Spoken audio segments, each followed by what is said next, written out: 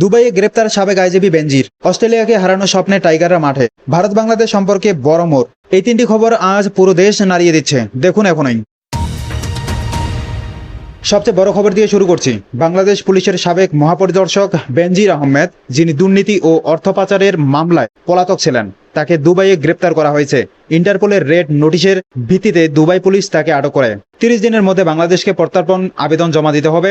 সংসদে এই খবর শুনে সরকারি বিরোধী উভয় পক্ষ একসাথে টেবিল চাপড়িয়ে উল্লাস করেছেন। প্রশ্ন হলো, বেনজির কি আদৌ দেশে ফিরবেন? ইউএই এর আইন অনুযায়ী গ্রেপ্তারের তারিখ থেকে মাত্র 30 দিনের মধ্যে কূটনৈতিক চ্যানেলে আনুষ্ঠানিক প্রত্যর্পণ আবেদন পাঠাতে হবে। দুদক এরই মধ্যে সমস্ত নথিপত্র স্বরাষ্ট্র মন্ত্রণালয়ে পাঠিয়েছে। ঘড়ির কাঁটা চলছে, দেশবাসী অপেক্ষায়। বাংলাদেশ বনাম অস্ট্রেলিয়া টি-20। এবার ক্রীড়া জগতে আসি।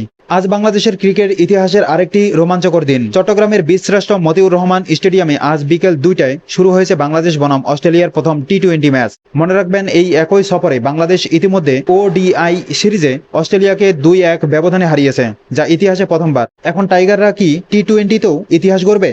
লিটন দাসের নেতৃত্বে বাংলাদেশ দলে ফিরছেন তাসকিন আহমেদ ও নাহিদ রানা। তাওহিদ হৃদয়ের ব্যাট থেকে রান এসেছে অসাধারণ গতিতে। অন্যদিকে অস্ট্রেলিয়া দলকে নেতৃত্ব দিচ্ছেন মিচেল মার্শ, সাথে আছে অ্যাডাম জাম্পা, টিম ডেভিড এর মতো বিধ্বংসী ব্যাটার। লড়াইটা হবে সত্যি তুমুল। ভারত বাংলাদেশ কূটনৈতিক সম্পর্ক। এবার আন্তর্জাতিক রাজনীতিতে আসি। ভারতের পররাষ্ট্রমন্ত্রী জয়শঙ্কর আজ নয়াদিল্লিতে বাংলাদেশের পররাষ্ট্রমন্ত্রী খলিলুর রহমানের সাথে গুরুত্বপূর্ণ বৈঠকে বসেছেন। শেখ হাসিনা সরকারের পতনের পর এই প্রথম বাংলাদেশের কোন সিনিয়র মন্ত্রী 3 দিনের সফরে ভারতে গেছেন। দুই দেশের সম্পর্কে কি নতুন অধ্যায় শুরু হতে চলেছে?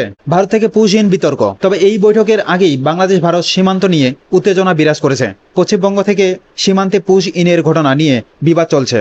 বাংলাদেশের তথ্যমন্ত্রী জানিয়েছেন, এটি ভারতের অভ্যন্তরীণ রাজনীতির অংশ, কিন্তু বিশেষজ্ঞরা বলেছেন এই সফরে সীমান্ত প্রসঙ্গটি অবশ্যই উঠে আসবে।